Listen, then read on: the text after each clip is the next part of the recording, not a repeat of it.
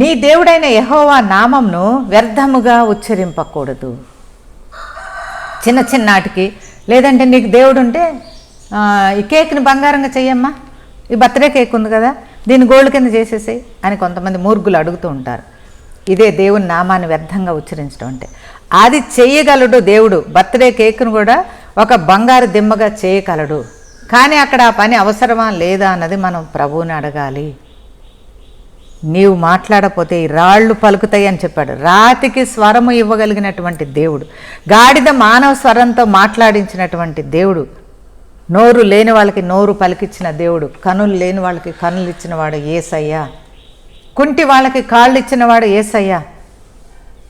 అంతెందుకు మన పాపాన్ని ఏం చేసినా మన పాపపు డాగులు కడుక్కోలేని వారికి ఆయన రక్తాన్ని ఇచ్చినటువంటి యేసయ్య ఏదైనా చేయగలడు, ఏదైనా ఇవ్వగలడు. కానీ వ్యర్థముగా మనను ఉచ్చరించకూడదు. ఓకేనా? విశ్రాంతి దినమును పరిశుద్ధముగా ఆచరించాలి. విశ్రాంతి దినాన్ని మనం జాగ్రత్తగా ఆచరించాలి. ఓకేనా? నీ తండ్రిని తల్లిని సన్మానింపు. మన తల్లిదండ్రులను గౌరవించాలి. నరహత్య చేయకూడదు, ఎవరిని చంపకూడదు, వ్యభిచారం చేయకూడదు, దొంగిలించకూడదు, దొంగతనాలు. సరదాకైనా ఒకవేళ ఈ పెన్ను బాగా రాస్తుందంటే నా పక్కన వచ్చిన ఏ సిస్టర్ మెదలకుండా దీన్ని తీసుకెళ్తున్నాను, అది కూడా దొంగతనమే. దొంగతనం చేయకూడదు. పొరుగువాని మీద నీకు తెలియకుండా అబద్ధ సాక్ష్యం. ఎంతమంది జీవితాలు మాడి మసి అయిపోతున్నాయి, అబద్ధ సాక్ష్యాలు చెప్తున్నారు. అబద్ధ సాక్ష్యం చెప్పకూడదు. నీ పొరుగువాని భార్యనైనా, వాళ్ళ దాసుడినైనా, వాళ్ళ ఇంట్లో ఉన్న ఎద్దునైనా, వాళ్ళ ఇంట్లో ఉన్న వస్తువైనా అది నాది అని నువ్వు ఆశించకూడదు అనేది. అంటే దరిదాపు ఇది వ్యభిచారంతో సమానం. నేను ఈ చదివినప్పుడు నాకు ఏమనిపించిందంటే, ప్రభా ఇందులో మొదటి 2 ఆజ్ఞలు విగ్రహానికి సంబంధించిన తప్పితే మిగతా అన్ని అన్యులు కూడా పాటిస్తారు ప్రభా, దీంట్లో ఏం గొప్పతనం ఉందని మళ్ళీ చెప్పావేసయ్యా. నేను చూడండి అట్లా అడిగాను దేవుణ్ణి. వ్యభిచరించకూడదు. అవును, హిందువులు కూడా ముస్లింలు కానీ ఏ మతంలో అయినా వ్యభిచారం చేయమని చెప్పరు. నువ్వు ప్రత్యేకంగా స్పెసిఫిక్గా ఈ చెప్పావేంటి ప్రవ్వా? దీంట్లో ఉన్న గొప్ప విషయం నాకు ఏదైనా ఉంటే తెలియచేయి ప్రవ్వా అని చెప్పి నేను అడిగినప్పుడు, ఇశ్రాయేలీయులు 4 తరాలుగా అన్య సాంప్రదాయాలలో అన్య ప్రాంతంలో ఉండేసి, ఈజిప్ట్లో ఉండేసి, వీళ్ళు ఈ ఆజ్ఞలన్నీ పాటించి, ఈ ఆజ్ఞలన్నీ పాటించడం మెల్లమెల్ల క్రమంగా తరం వెంబడి తరం మర్చిపోయి గంగలో కలిసిపోయారు అంటారు చూడండి, సమాజంలో కలిసిపోయారు, ధర్మశాస్త్రాన్ని విడిచిపెట్టేశారు. వాళ్ళ పితరుల దేవుడు వాళ్ళకి ఏ పద్ధతులు చెప్పారో అవి మరిచారు కనుక దేవుడు మొట్టమొదటిగా తిరిగి వాళ్ళని సంస్కరించి ఈ భూమి మీద ఉన్న క్రైస్తవుడు లేదంటే దేవుని నమ్ముకున్న దైవ కుమారుడు కుమార్తె ఇవి పాటించాలి అని ప్రభువు చెప్పారు. అయితే మరి ఇవే సరిపోతాయా? ఈ పాటించితే సరిపోతుందా? ఈ మరి దరిదాపుగా అన్యులు కూడా పాటిస్తారు కదా ప్రభా, ఈ 10 ఆజ్ఞలు పాటిస్తే చాలా నాయనా అని నేను దేవుణ్ణి అడిగాను. ఈ 10 ఆజ్ఞల్లోని శక్తి నాకు ఇవ్వు ప్రభా, ఇలాంటి పొరపాట్లు ఇక్కడ రాసిన నా వల్ల కుటుంబం వల్ల జరగకుండా సహాయం దయచేయని చెప్పి 10 ఆజ్ఞలను బట్టి నేను మోకరిల్లి ప్రార్థన చేసుకున్నాను. ప్రియులారా, నేను ఇలాంటి గొప్ప దేవుణ్ణి కలిగి ప్రార్థన చేసేటప్పుడు మనం అసలు దేవుణ్ణి ఏం అడగాలి, అసలు నాకు లేనిదేంటి, నాలోని శూన్యతకి కారణం ఏంటి అని మనం తెలుసుకొని ప్రభు దగ్గరికి రావాలి. అంతేకాదు మనం వచ్చినప్పుడు దేవుడు తప్పకుండా మనకి ఆయన తెలియచేస్తాడు. ఇక్కడ మత్తయి సువార్తలో ఒక మాట మనం చదువుకుందాం. మత్తయి సువార్తలో ఇప్పుడు చెప్పండి, ఇంత గొప్ప సృష్టిని చేసినటువంటి దేవుడు మనకు కావాల్సినటువంటి ఒక చిన్న విషయాన్ని ఇవ్వగలడా, ఇవ్వలేడా? నీ ప్రార్థన నువ్వు కోరేది దేవుని సన్నిధానంలో దేవునికి రెప్పపాటు కాలంలో చేయగలిగిన విషయమే. మరి ఎందుకు చేయట్లేదు? ఈ 10 ఆజ్ఞలు మనం పాటిస్తూనే ఉన్నాం కదా, దేవుణ్ణి నమ్ముకున్నాం కదా, యేసయ్యే నాకు చాలా అనుకున్నాం కదా, ఒకప్పుడు విగ్రహాన్ని నేను విడిచిపెట్టాను కదా, యేసుక్రీస్తునే గణపరుస్తున్నాను కదా, నేను ఎవరిది దొంగిల్లేదు, ఎవరిది ఆశించలేదు కదా, ఇంకా వేరే ఒక దేవుణ్ణి నేను పూజించలేదు కదా అని మీరు అనుకోవచ్చు, నేను అనుకోవచ్చు. కానీ దీంట్లో ఒక విషయం ఏంటంటే, ఇది ఇప్పుడు వరకు చెప్పింది సర్వ సృష్టికర్త అయినటువంటి దేవుడు ఇశ్రాయేలు ప్రజల్ని ఈజిప్ట్లో నుంచి కానాను వైపు నడిపిస్తూ ఆ ప్రజలకు ఇచ్చినటువంటి ఒక జనరల్ లా, అందరికీ సార్వత్రికమైన ప్రతి క్రైస్తవుడికి మినిమం పాటించవలసినటువంటి ఒక లా ఈ 10 ఆజ్ఞల్లో దేవుడు తెలియచేసినట్టుగా మనం చూస్తున్నాం. అది ఒక్కటి కూడా పొల్లు పోకుండా మనం పాటించవలసింది.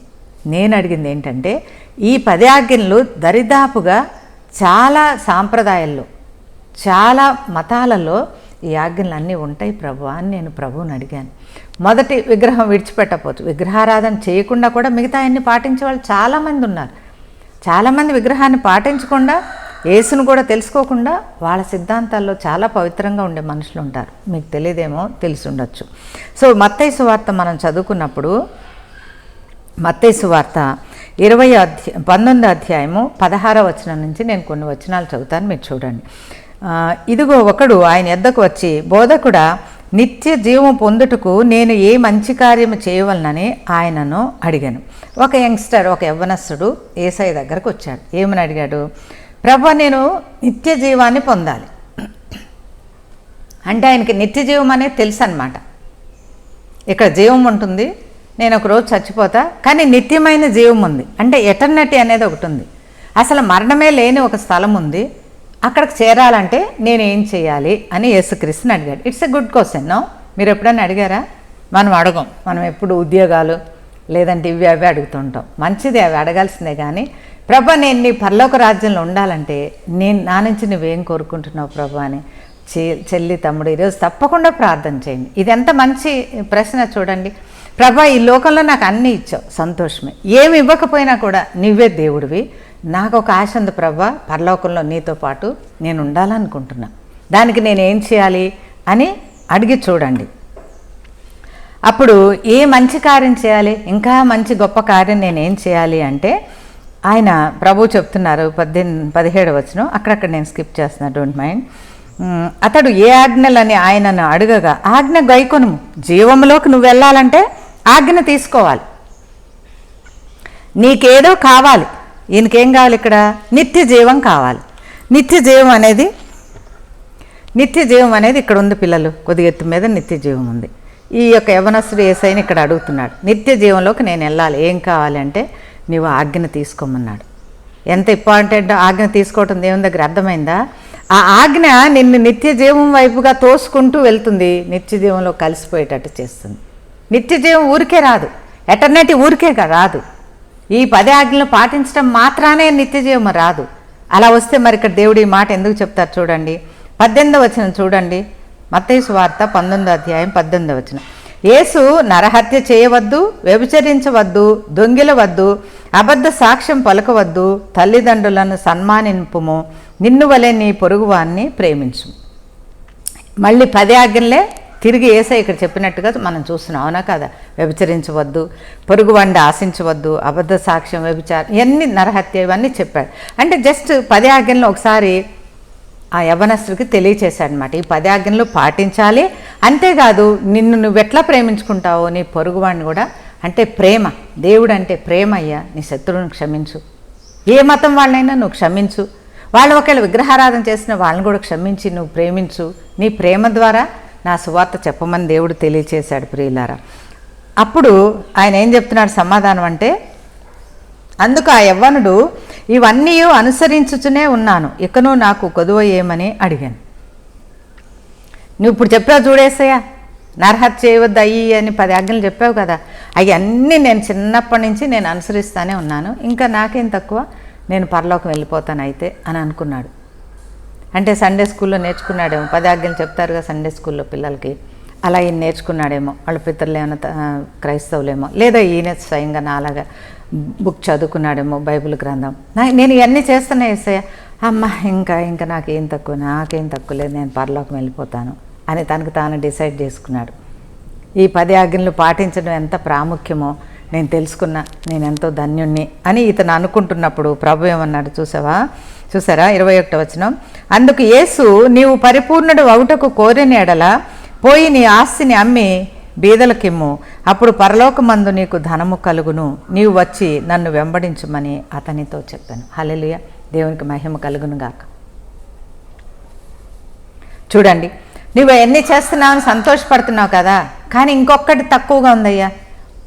Only one thing is lacking. ఒక విషయం నువ్వేమనుకో కదా, నేను చెప్తున్నా అని తండ్రి అయిన దేవుడు యేసయ్య, నా కుమారుడా, నీకు మిగులు ఆస్తి ఉంది చూడు, దాన్ని బేదలకు ఇచ్చేసేయి. మిగులు ఆస్తి అంటే ఎక్సెస్ అనమాట. ఆయనకి నెలకు ఒక 3,000 అవసరం ఉందనుకో కుటుంబానికి, ఆయన ₹1,00,00,000 సంపాదించుకుంటున్నాడు. 3,000 అక్కడ, ₹1,00,00,000 అక్కడ. 3,000 నీకు సరిపడా ఉంచుకొని ఇంకా దానికి ఇంటూ పెట్టుకొని ఒక 50,000 పోనీ 1,00,000 ఉంచుకున్నా ఎంత ఎక్సెస్ అయిపోతుంది తనకి, మిగతాది బేదలకు ఇవ్వచ్చు కదా. అంటే ఇట్స్ లైక్ బ్లాక్ మనీ అనమాట. బ్లాక్ మనీలో తప్పు ఏం లేదు, కానీ రొటేషన్లో ఉండదు ఆ మనీ. ఆ బ్లాక్ మనీ అన్నదేంటి, అట్లా ఒక చోట పేరబెట్టి ఉంటుంది. ఏమి లాభం ఆ డబ్బులతో? పేరబెట్టిన అట్లా కూర్చుకున్న డబ్బులు చిమ్మెటలు తినిపోతాయని దేవుడు చెప్పిన మాట నిజంగా ఎంతో వాస్తవం. మనీ ఎప్పుడు రొటేషన్లో ఉండాలి. నాకే ఒక 10 రూపాయలు ఉన్నాయనుకోండి, ఒక 2 రూపాయలు అరటి పండ్ల వ్యాపారం, ఇంకో 3 రూపాయలు చెప్పుల వ్యాపారం, ఇంకో 2 రూపాయలు మందుల కంపెనీ, అలా రొటేషన్లో ఉండాలి ఎప్పుడు మనీ. ఎవరి దగ్గర ఉండైనా ఎక్సెస్ ఉన్నది అలా ఒక రూమ్లో పెట్టి తలుపు వేసుకోకూడదు ప్రియులారా, అది వృధా. దేవుడు చెప్పింది అదే, అది రొటేషన్లో ఉండాలి. అది అంతకంటే అతనికి మించిపోయింది అనుకో, ఓకే దానిలోంచి వచ్చి 10వ వంతులో 5వ వంతులో లేదంటే ₹1 ఎంతో కొంత అది పేదలకు ఇచ్చేయి అని చెప్పాడు. ఎందుకంటే నీవు సంపాదించుకున్న ఆ ధనము కంటే నీకు యేసు తండ్రి ముఖ్యము అని దేవుడు ఆ నిర్ణయం తీసుకుంటాడా లేదా అని ప్రభు ఆ కుమారుణ్ణి ఒక ఆహ్వాన పత్రిక ఇచ్చాడు, ఒక ఇన్విటేషన్ ఇచ్చాడు. అంటే మొత్తం అమ్మేసి బేదవాడివై అడుక్కుంటూ ముష్టికి అడుక్కుంటూ నా దగ్గరికి రమ్మని యేసుక్రీస్తు ఎప్పుడు చెప్పడు ప్రియులారా. నీకు ఒక మాట చెప్పారంటే అది ఆచరించడానికి కావాల్సిన బలాన్ని, శక్తిని నీవు వదిలిపెట్టిన దానికంటే మించినటువంటి ఆశీర్వాదాన్ని ఇక్కడ సిద్ధపరిచే దేవుడు మన దేవుడు. హల్లెలూయా, దేవునికి స్తోత్రం కలుగును గాక. ఈ కాలంలో ఎంతమంది దేవుడు పిలుపు కాదని, దేవుడు ఒకటి చేయమంటే ఒకటి చేయమని, అరే నేను నా ఉద్యోగం వదిలేసా దాని మూలాన నాకేమొస్తుంది, నా కుటుంబం కష్టాలు పాలవుతుందేమో, అమ్మో ఇది ఎట్లా వదిలితే నేను ఎలా బతకను అని మీకున్నాటిని మీరు పట్టుకొని కూర్చుంటారే. నువ్వు ఆరాధించే దేవుడు నిన్ను నష్టపరుస్తాడా? నువ్వు నాశనం వైపు నడిపిస్తాడా? కాదు కదా. ఈయన యేసుక్రీస్తుని ఎక్కువ ప్రేమించాడా, ధనాన్ని ఎక్కువ ప్రేమించాడా? ధనం ఆయన్ని బ్రతికిస్తుంది అనుకున్నాడా, యేసుక్రీస్తు ఆయన బ్రతికిస్తుంది అనుకున్నాడా? ఇవి పరీక్షించడానికి దేవుడు ఆ మాట చెప్పాడు. ఇప్పుడు ఈయన కూర్చుకున్న ధనమంతా ఈయన పరలోక రాజ్యం చేరుస్తుందా ఈ యవనస్తుని? కాదు ప్రియులారా, మనం కూర్చుకున్న ఏది పరలోక రాజ్యం మనం చేర్చదు కాదు. యేసుక్రీస్తులో అడుగులో అడుగు వేసి నడుచుకుంటూ మనం వెళ్ళినప్పుడే పరలోక రాజ్యం చేరగలుగుతాం. ఇక్కడ దేవుడు 2 ఆజ్ఞలు చెప్పాడు. ఒకటేంటి, నీ ఎక్సెస్ ధనాన్ని బేదలకు ఇచ్చి అని చెప్పాడు. ఇంకొకటి ఏంటి, నన్ను వెంబడించు అని కూడా దేవుడు చెప్పాడు. హల్లెలూయా, ఫాలో మీ అని దేవుడు చెప్పాడు. అంటే ఆ రోజుకి అదిని ఎక్కడో పెట్టేసేయడం కాదు. చాలాసార్లు క్రైస్తవ కుటుంబాల్లో దేవుడు మాట్లాడినప్పుడు ఆ రోజు ఎంతో ఉత్సాహం, ఆ రోజు జూబ్లెంట్ జాయ్, దేవుడు నాకు ఇది తెలియజేశాడు, అది తెలియజేశాడు ఊరంతా చెప్పుకుంటాం. నెక్స్ట్ డే వినవా నువ్వు? నెక్స్ట్ ఇయర్ దేవుని స్వరం నీకు వద్దా? ఈరోజు దేవుడు నీతో ఏం మాట్లాడుతున్నాడు నువ్వు తెలుసుకోవద్దా? ప్రియమైన చెల్లి, తమ్ముడు, ప్రతిరోజు మనం దేవుని స్వరం విని దేవునిలో అడుగు వేయవలసిందే. సో యవనస్తుని దేవుడు, నీవు ధనాన్ని విడిచిపెట్టు, అంతేకాదు నన్ను కూడా నా అడుగులో అడుగు వేసుకుంటూ వచ్చేయి నాయనా. నువ్వు ధనం ₹1000 వదిలేవు కదా, నీకు 10,000 నేను అక్కడ పెడతానంటాడు దేవుడు. ఇప్పుడు పిల్లలు చూడండి, ఒక చాక్లెట్ అడిగితే స్కూల్కి వెళ్ళి వచ్చినాక ఇస్తాను అంటే ఆ ఫాదర్ ఒకటే చాక్లెట్ తెస్తాడా? ఆ బిడ్డ అడిగింది ఒక్క చాక్లెట్టే. ఆ తండ్రి ఏం చేస్తాడు, ఒక డబ్బా అంతా కొని తీసుకొచ్చి అక్కడ పెట్టి రోజు ఒకటి ఇస్తూనే ఉంటాడు. లేదంటే ఆ డబ్బా అంతా ఇస్తాడు. అంత మాత్రం నువ్వు క్రీస్తుని నమ్మలేవా? యేసయ్య ప్రేమను నువ్వు అంత మాత్రం అర్థం చేసుకోలేదా? నిన్ను వదలమన్నది ఎందుకు వదిలిపెట్టలేకపోతున్నావు? అంత మూర్ఘత్వంలో నువ్వు ఉంటే గనక ఎలా పరలోక రాజ్యం వెళ్దాం అనుకుంటున్నావు చెప్పండి. అయితే ఆ యవ్వనుడు మిగుల ఆస్తి కలవాడు కనుక ఆ మాట విని వ్యసనపడుచు వెళ్ళిపోయాను. చూసారా, నాకు మిగుల ఆస్తి ఉందే అని ఆ యవనస్తుడు చెప్పలేదు ప్రియులారా, జస్ట్ వచ్చాడు దేవుని ముందుకంతే. కానీ దేవుడు ఏం చూశాడు, ఆయన కూడబెట్టుకున్నటువంటి మిగుల ఆస్తిని దేవుడు దృష్టించగలిగినవాడు. హల్లెలూయా, దేవునికి స్తోత్ర. అలాగే నువ్వు దేవునికి చిత్తం లేకుండా నువ్వేది కూడబెట్టుకున్నా, నేనంటుంది డబ్బులని అంటలేదు, ఏ అవిధేయతని నువ్వు ఒకదానికొకటి బాక్స్లాగా నువ్వు కూడబెట్టుకున్నావేమో దాన్ని దృష్టించి దేవుడు ఈరోజు నీతో మాట్లాడుతున్నాడు. దేవుని కంటే ఎక్కువగా నువ్వేది పేరబెట్టుకున్నావో అదంతా విడిచి దేవునిలో ఒక అడుగు ముందుకు నువ్వు వేయవలసిందే. నాతో ప్రభు మాట్లాడారు ప్రియులారా. మేము చాలా ఆర్థికమైన సంక్షోభంలో ఉన్నప్పుడు, నా తండ్రి ల్యాండ్ లార్డే, మా మాంగారు కలెక్టరే, కానీ మేము ఎవరి దగ్గర సొమ్ము ఆశించాలని మేము అనుకోలేదు. నా భర్త కష్టార్జితం, ఒక్క జీతం, 2 బిడ్డలతో సతమతం అవుతూ నేను ఉద్యోగం సంపాదించుకోవాలని ప్రయాసపడుతున్నప్పుడు నా తండ్రి నాతో మాట్లాడాడు, నా కుమారి నువ్వు ఈ బైబిల్ బోధించాలి. నేను ఏడవలేదు, ప్రభా నాకు తిండి లేదే, వేడి నీళ్ళకి చన్నీళ్ళలాగా నేను నా భర్తతో కలిసి జాబ్ చేయాలనుకున్నా ప్రభా, నాకు ఇది సాధ్యం కాదని నేను అనలేదు ప్రియులారా. వాటి గురించి అసలు నేను ఆలోచించలేదు. నేను నమ్మిన దేవుడు భూమిని ఆకాశాన్ని శాసించగలిగిన వాడు అయినప్పుడు ఆఫ్టర్ ఆల్ నేను వదిలిపెట్టిన ఒక 10,000 రూపాయల ఉద్యోగాన్ని పాడు చేసి దేవుడు నాకేమి ఇవ్వకుండా ఉంటాడా? నేను ఆకలితో ఉంటే చూస్తాడా? కాదు అని నేను అప్పుడే నిర్ణయం తీసుకొని 87వ సంవత్సరం నుంచి ఈ బైబిల్ పట్టుకొని బోధిస్తూనే ఉన్నాను. నాకేది కొదువ కాలేదు బిడ్డలారా. మహిమ దేవునికి నేను ఆరోపిస్తాను.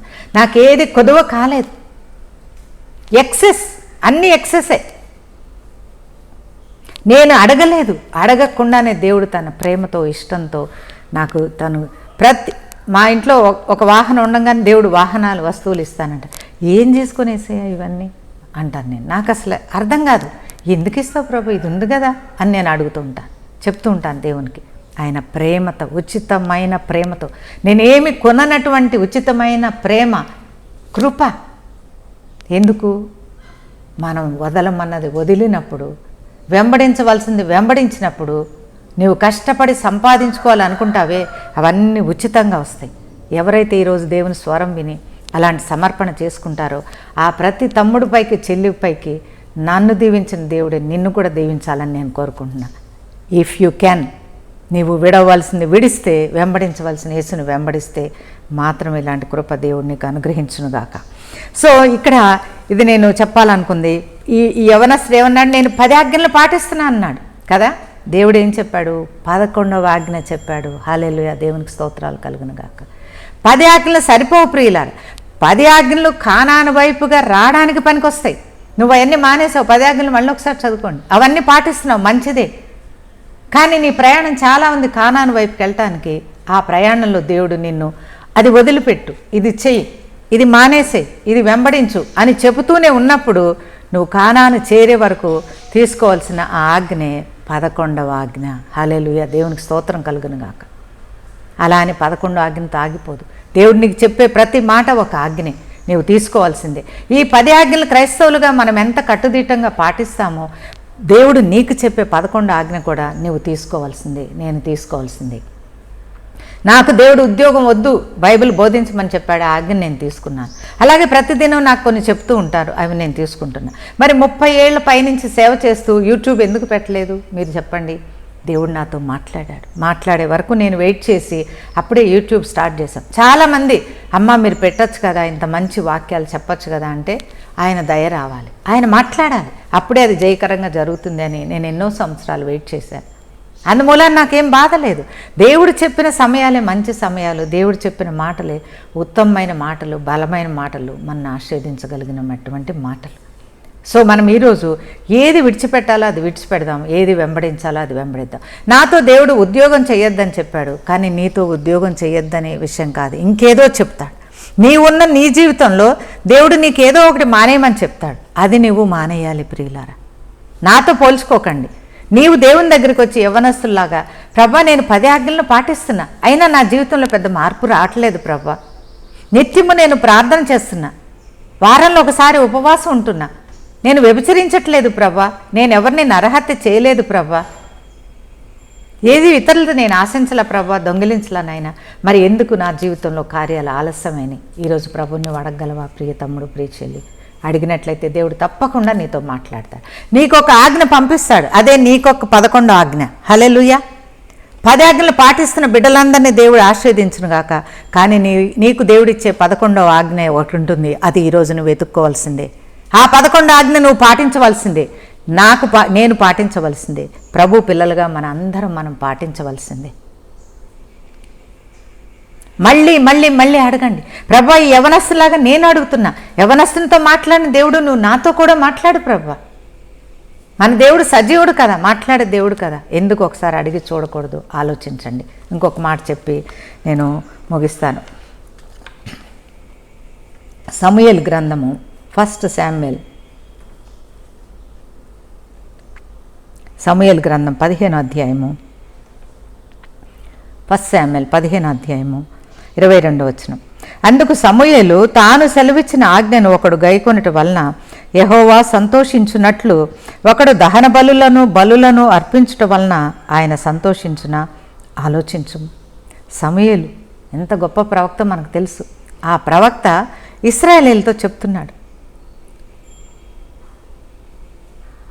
చూడండి, వీళ్ళందరూ దేవుని చేత అభిషేకించబడిన వాళ్ళే, దేవుని చిత్తం కోసం పిలువబడిన వాళ్ళే.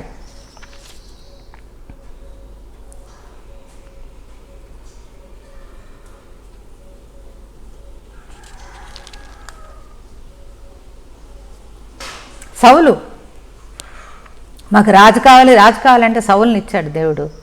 ఆ సౌలుని సమూయేలు అభిషేకించాడు. విడవమన్నది విడవలేదు ప్రియులారా. ఎంత భయంకరమైన విషయం చూసారా. సౌలు అభిషిక్తుడే, మీకు అర్థం కావటాన్ని చెబుతున్నా. సౌలు అభిషేకించబడిన క్రైస్తవుడు. హల్లెలూయా. జాగ్రత్త ప్రియులారా. నాకు అభిషేకం ఉంది, నాకు ప్రవచన వరం ఉంది, నాకు దయ్యాల వెళ్ళగొట్టు వరం ఉంది. ఆ వరాలన్నీ దేవుడు సంఘ క్షేమాభివృద్ధి కోసం ఇచ్చింది. నీకు ఇచ్చింది మాత్రం ఆజ్ఞ. నీకు నాకు ఇచ్చింది 11వ ఆజ్ఞ. అది నువ్వు తెలుసుకోవాలి. సౌలు అభిషిక్తుడే, సౌలు రాజే. కానీ ఆజ్ఞ, దేవుడు ఒక మాట చెప్తే, ప్రవక్త ద్వారా ఒక మాట తెలియచేస్తే ఆ మాట పాటించలేదు కనుక ఏమయ్యాడో మనకు తెలుసు. అభిషేకం పోయింది, రాజరికం పోయింది. ఇంకా చెప్పాలంటే నేను జడ్జి చేయకూడదు కనుక నాకు తెలియదు. యవనస్తుడు పరలోకం కావాలన్నాడు. ఆ పరలోకంలో సౌలు ఉన్నాడో లేదో నాకు తెలియదు ప్రియులారా. ఆల్మోస్ట్ తను స్టాబ్ చేసుకొని ఆత్మహత్య చేసుకొని చనిపోయాడు. ఎలాంటి పరిస్థితి వస్తుందో చూసారా. దేవుని దగ్గరకు వచ్చి దేవుణ్ణి అడగకుండా, దేవుని చెప్పిన నీ 11వ ఆజ్ఞ నీవు తీసుకోకుండా 10 ఆజ్ఞలు నేను పాటించా. ఆదివారం గుడికి వెళ్తున్నా, వారానికి ఒకరోజు ఉపవాసం ఉంటా, నేను తాగుబోతు వాడిని కాదు. ఇవి సరిపోవు ప్రియులారా. ఈరోజు మనం అందరం 11వ ఆజ్ఞ ఏంటో తెలుసుకుందాం. అప్పటి వరకు దేవుడు తెలియచేసే వరకు నిద్రపోవద్దు. దేవుడితో కొట్లాడండి, పోరాడండి, అడగండి, ప్రభువా నాకు తెలియచేయి. ఒక్కరోజు కూడా ముందుకు వెళ్ళకూడదు నాయన, ఇప్పుడే నాకు తెలియచేయని మనం ప్రార్థన చేసుకుందాం. నీవు అవి ఇవి అర్పించుతావే, పొట్టేళ్ళు కొవ్వినటువంటి దూడలను అర్పిస్తున్నావే, అవి కాదయ్యా దేవునికి కావాల్సింది, నీవు మాట వినటం కావాలి అని సమూయేలు ప్రవక్త సౌలుతో చెప్పినట్టుగా మనం చూస్తున్నాం. 23వ వచనం చూడండి. తిరుగుబాటు చేయుట, సోదె చెప్పుటాను పాపముతో సమానము, మూర్ఘతను అగపరచుట, మాయా విగ్రహము గృహ దేవతలను పూజించుటతో సమానము. యెహోవా ఆజ్ఞను నీవు విసర్జించితు కనుక నీవు రాజుగా ఉండకుండా ఆయన నిన్ను విసర్జించెను. చూసారు ఎంత భయంకరంగా. 10 ఆజ్ఞల్లో మొదటిదేముంది? విగ్రహాన్ని పూజించకూడదనేది. అమ్మ మేము విగ్రహాలు పూజించమమ్మ, 2 తరాలుగా మేము క్రైస్తవులు. మంచిదే, ఇట్స్ గుడ్. 10 ఆజ్ఞల ఆజ్ఞ నువ్వు పాటిస్తున్నావు. కానీ ఇక్కడ సమూయేలు ప్రవక్త ద్వారా దేవుడు ఏం చెప్తున్నాడు? నీవు అవిధేయత చూపిస్తే తిరిగి నీవు విగ్రహాన్ని పూజించినట్లే అని చెప్తున్నాడు. ప్రియులారా, దేవునికి స్తోత్రాలు కలుగును గాక. నువ్వు 10 ఆజ్ఞలను పాటిస్తున్నానని సంతోషించడం కాదు ఇక్కడ. దేవుడిచ్చిన ఒక 11వ ఆజ్ఞ నువ్వు మానేస్తే కనుక తిరిగి నీవు విగ్రహారాధన చేస్తున్నంత పాపం అని దేవుడు సెలవిస్తున్నాడు. దేవునికి మహాస్తోత్రాలు. చూడండి, సౌలు ప్రయాణం ఎక్కడ మొదలయ్యి ఎక్కడ ముగిసిపోవాల్సింది, అర్ధాంతరంగా చనిపోయి. అంతేనా? సౌలు మాత్రమే కాదు, సౌలు కుటుంబం అంతా నాశనం అయిపోయింది. సౌలు యొక్క కుమారులు, యవ్వనమైన కుమారులు మరణానికి అప్పగించబడ్డారు. ఇది ఎంత భయంకరమైన విషయం చూడండి. ఆ సౌలు పైన వచ్చిన అభిషేకం తొట్టిల్లినందుకు ప్రవక్తగా సమూయేలు కూడా ఎంతో మనస్తాపం చెందాడు. అయ్యో, ఈ మనిషిని నా ద్వారా ఎందుకు అభిషేకించావు ప్రభు అని ఎంతో దుఃఖపడ్డాడు. దివారాత్రాలు ఏడ్చాడు ప్రభు దగ్గర. ప్రియులారు, నిన్ను అభిషేకించి నీకు వాక్యాన్ని హెచ్చరించి, నా బిడ్డ ఇలా ఉండు, ఇది చెయ్యి, ఇది చెయ్యకు, ఇది విడిచిపెట్టని ప్రవక్త నీ గురించి కన్నీళ్లు పెట్టకూడదు, నీ గురించి దుఃఖపడకూడదు. నీవే దేవుని స్వరం వినగలిగావా? సంతోషమే. లేదంటే నీ పైన తలగా ఉన్నవారు, సంఘ కాపర్లు, సంఘ పెద్దలు, ప్రవక్తలు ఎంతోమంది నిన్ను అభిషేకించి ప్రేమించే వాళ్ళు ఉంటారు. ఆ సంఘ పెద్దల మాట నువ్వు తీసుకోవాలి. చెల్లి ఇది చెయ్యమ్మా అన్నప్పుడు నువ్వు సరే అన్నా, సరే పాస్టయ్య నేను అది చేస్తానని నువ్వు చెప్పగలిగి ఉండాలి. లేకపోతే కనుక నీవు విడిచిపెట్టిన విగ్రహాన్ని తిరిగి నువ్వు ఆరాధిస్తున్నట్టు లెక్కని నేను చెప్పట్లేదు. సమూయేలు గ్రంథం 15వ అధ్యాయంలో 21 నుంచి కొన్ని వచనాలు చదువుకుంటే కనుక అక్కడ నీకు రాయబడి ఉంటుంది. 24వ వచనం. సౌలు జనులను జడిసి వారి మాట వినినందున నేను యెహోవా ఆజ్ఞను నీ మాటలను మీరి పాపము తెచ్చుకొంటిని. చూసారా, మనుషులకు భయపడ్డాడు.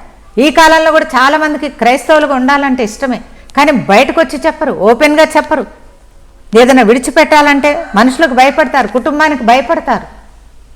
ఇతను చేసింది కూడా అదే పాపం, సౌలు చేసింది అదే పాపం. అయ్యో మనుషులు నన్ను ఏమంటారు అని భయపడి దేవుని ఆజ్ఞ, దేవుడు సౌలుకి ప్రత్యేకంగా ఒక 11వ ఆజ్ఞ ఇచ్చాడు.